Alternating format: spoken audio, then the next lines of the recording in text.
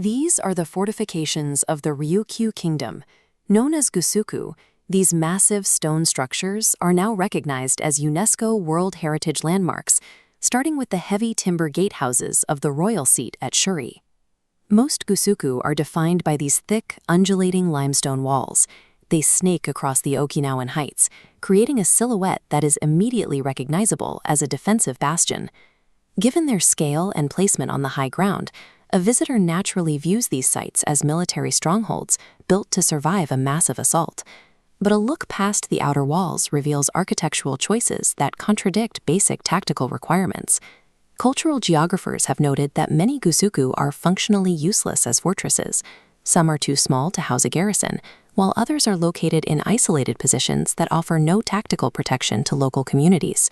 The most critical oversight is a lack of water. Most Gusuku contain no internal wells or cisterns.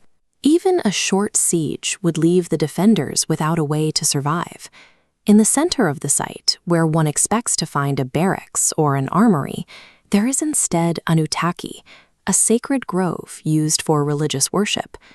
The Gusuku was a hybrid space, a structure where the requirements of war had to accommodate the older demands of Ryukyuan worship. Centuries before the walls went up, these hillsides were already centers of aerial burial and mountain cults. As local warlords, or aji, rose to power, they didn't just build castles. They moved their residences onto these pre-existing sacred grounds and encircled them with stone. Living in the immediate shadow of the Utaki Grove allowed the warlords to claim a divine lineage. Proximity to the spirits provided the religious authority they needed to solidify their political rule. The limestone walls protected the ruler, but they also functioned as a barrier for the sacred site itself, keeping the spiritual and temporal anchors of the community in a single, fortified location.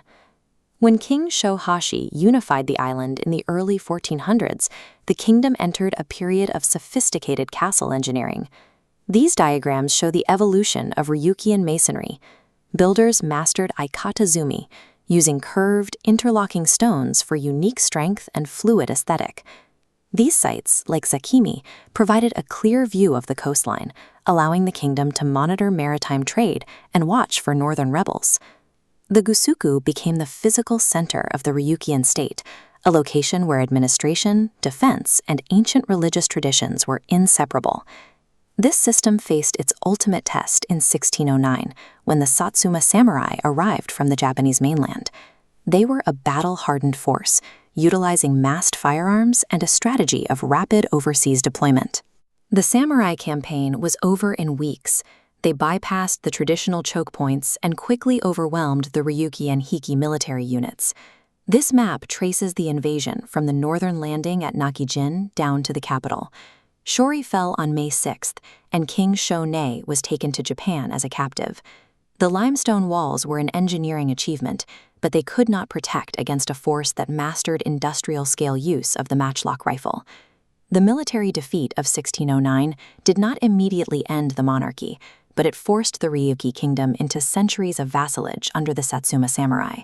While the samurai influenced the kingdom's politics, they allowed the Ryukyuan kings to remain in Shuri. This political compromise meant that Ryukyuan religious practices were permitted to continue within the castle walls. Today, the military function of the Gusuku is gone, and the walls are ruins. Yet the Otaki shrines inside them remain active. Ultimately, the fortresses failed their military purpose, but their original, sacred intent remains the unbroken center of modern Okinawan culture.